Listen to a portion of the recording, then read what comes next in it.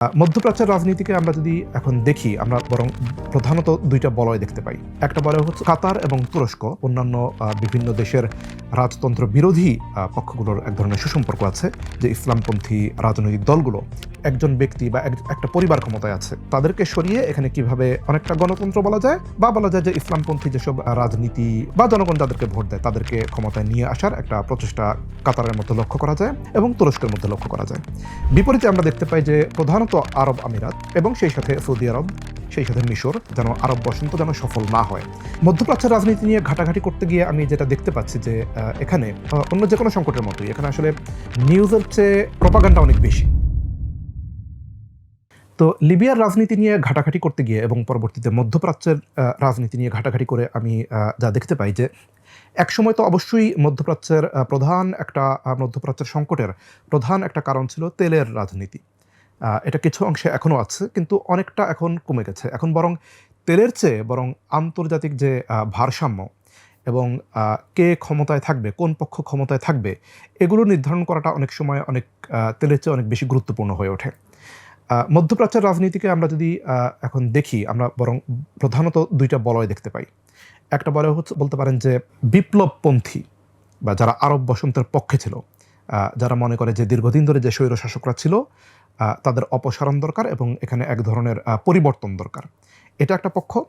বিপরীতে আরেকটা পক্ষ আছে এই পরিবর্তনকে ভয় পায়। তারা দীর্ঘদিন ধরে যে শাসকরা আঁকড়ে ধরে আছে তাদেরকে রাখার পক্ষপাতী। তো আমরা লিবিয়াতে সেটাই দেখতে পাই যে লিবিয়াতে যখন গৃহযুদ্ধ শুরু হয়, সেটা শুরু হয় গাদ্দাফিকে সরানোর জন্য, কিন্তু এরপর 2014 সাল থেকে আবার শুরু হয় ঠিক গাদ্দাফিকে ফিরিয়ে আনার জন্য না, বরং সেই মডেলটা ফিরিয়ে আনার জন্য। যে লিবিয়াতে যে নির্বাচন হলো এবং বিভিন্ন দল ক্ষমতায় আসার জন্য চেষ্টা করলো, সেটাকে সরিয়ে দিয়ে যেন এক নেতার শাসনে আবার লিবিয়াকে ফিরিয়ে নিয়ে যাওয়া যায়, সেজন্য প্রচেষ্টা শুরু হলো। এবং এটা আমরা অন্যান্য দেশের ক্ষেত্রেও দেখতে পাই। এক্ষেত্রে আমরা পরিষ্কারভাবে দুটো পক্ষ দেখতে পাই মধ্যপ্রাচ্যে। একদিকে হচ্ছে কাতার এবং তুরস্ক। তারা চায় যে এই রাজতন্ত্রগুলোর এবং কাতারের ক্ষেত্রে অবশ্য কাতার নিজেই রাজতান্ত্রিক একটা দেশ, কিন্তু তাদের সাথে অন্যান্য বিভিন্ন দেশের রাজতন্ত্র বিরোধী পক্ষগুলোর এক ধরনের সুসম্পর্ক আছে, যে ইসলামপন্থী রাজনৈতিক দলগুলো তাদের সাথে সুসম্পর্ক আছে। ফলে তারা চায় যে দীর্ঘদিন ধরে যে স্ট্যাটাস কো চলে আসছে, একজন ব্যক্তি বা একটা পরিবার ক্ষমতায় আছে, তাদেরকে সরিয়ে এখানে কিভাবে অনেকটা গণতন্ত্র বলা যায়, বা বলা যায় যে ইসলামপন্থী যেসব রাজনৈতিক দলগুলো বা জনগণ যাদেরকে ভোট দেয় তাদেরকে ক্ষমতায় নিয়ে আসার একটা প্রচেষ্টা কাতারের মধ্যে লক্ষ্য করা যায় এবং তুরস্কের মধ্যে লক্ষ্য করা যায়। বিপরীতে আমরা দেখতে পাই যে প্রধানত আরব আমিরাত এবং সেই সাথে সৌদি আরব, সেই সাথে মিশর, এরা চেষ্টা করছে যে এই ব্যাপারগুলো যেন না ঘটে, যেন আরব বসন্ত যেন সফল না হয়। কারণ এদের ভয়, আরব আমিরাত এবং সৌদি আরবের, এদের ভয় হচ্ছে যদি অন্যান্য দেশে এই ধরনের আন্দোলনগুলো সফল হয়ে যায়, বিপ্লব এবং এই ধরনের গণতন্ত্র সফল হয়ে যায়, তাহলে একটা পর্যায়ে এই ঢেউ এসে সৌদি আরব এবং আরব আমিরাতেও এসে লাগবে এবং এর ফলে তাদের যে শত বছরের রাজ পরিবারের শাসন, সেটা আর টিকবে না, সেটার পতন ঘটবে। ফলে তারা তাদের সর্বোচ্চ চেষ্টা করছে যে যেন মধ্যপ্রাচ্যের বিভিন্ন দেশে এই ধরনের আন্দোলনগুলো সফলতা লাভ না করে, যেন সেখানে যে শাসক আছে সেই ক্ষমতায় থাকে। এটা হচ্ছে খুবই সিম্পলিফাইড একটা ভার্সন। বাস্তবে আরও অনেক জটিলতা আছে এখানে। বিভিন্ন ভূ-রাজনৈতিক সমীকরণ আছে, বিভিন্ন প্রাকৃতিক সম্পদের ব্যাপার আছে। যেমন সুদানে আমরা এখন যেটা দেখতে পাচ্ছি, সেখানে স্বর্ণের একটা বড় ভূমিকা আছে, অন্যান্য দেশে তেলের ভূমিকা এখনও আছে। আমি যেটা বললাম সেটা হচ্ছে খুবই সিম্পলিফাইড একটা বেসিক একটা কারণ। মধ্যপ্রাচ্যের রাজনীতি নিয়ে ঘাটাঘাটি করতে গিয়ে আমি যেটা দেখতে পাচ্ছি যে এখানে অন্য যে কোনো সংকটের মতোই এখানে আসলে নিউজের চেয়ে প্রপাগান্ডা অনেক বেশি।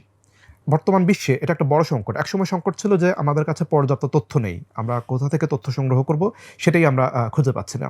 কিন্তু বর্তমানে ইন্টারনেটের যুগে, সোশ্যাল মিডিয়ার যুগে তথ্যের চেয়ে অপতথ্য অনেক বেশি। ফলে মানে কোনো একটা বিষয়ে পড়তে গেলে বা খুঁজতে গেলে এত বেশি তথ্য সামনে আসে, সেখানে আসলে কোনটা সত্য, কোনটা প্রপাগান্ডা এটা বোঝাটা অনেক কঠিন। তো আমার মনে হয় যে এক্ষেত্রে আসলে শর্টকাট কোনো উপায় নেই। এক্ষেত্রে হচ্ছে প্রত্যেককে তার নিজের জার্নিটা নিজেই করতে হবে। একেবারে বেসিক থেকে শুরু করতে হবে এবং ধীরে, ধীরে প্রতিটা মানুষ সে নিজেই একটা পর্যায়ে গিয়ে বুঝতে পারবে যে আমি যে এই সোর্সটাকে বিশ্বাস করেছিলাম, এটা তো আসলে বাস্তবের সাথে মিলছে না। তার মানে একে আর বিশ্বাস করা যাবে না। আমি নেক্সট এটাকে আমি বিশ্বাস করতে পারি। এভাবে প্রত্যেককে তার নিজের জার্নি করে যেতে হবে। কারণ কেউ একজন যদি বলে দেয় যে এই সোর্সগুলো বিশ্বাসযোগ্য, সেটা পড়তে গেলে, সেটা ফলো করতে গেলে অনেকের নিজের মতাদর্শের সাথেই মিলবে না, তখন সে সেটা বিশ্বাস করতে পারবে না। এবং মাঝে, মাঝে দেখতে পারবে যে সোর্সগুলোকে প্রপার বলা হয়েছিল, তারাও অনেক সময় তাদের নিজেদের স্বার্থে অনেক মিথ্যা তথ্য ছড়াচ্ছে। ফলে এটা শর্টকাট কোনো উপায় নেই। এটার উপায় হচ্ছে সব ধরনের সোর্স থেকে ১ম এ পড়া, খোঁজা এবং এরপর মিলানোর চেষ্টা করা বাস্তবের সাথে। কোনটা মিলছে, কে সত্য বলছে, কে মিথ্যা বলছে। এভাবে একটা পর্যায়ে গিয়ে বোঝা যাবে যে বাস্তব আসলে কিরকম, কোন সোর্সগুলো বাস্তবের কাছাকাছি। ১ লক্ষাধিক পণ্য আর অসংখ্য সুবিধা নিয়ে আস্থার রকমারি আপনার দোরে। যা কিছু দরকারি সাথে আছে রকমারি। বই ও পণ্য অর্ডার করতে ভিজিট করুন এখনই।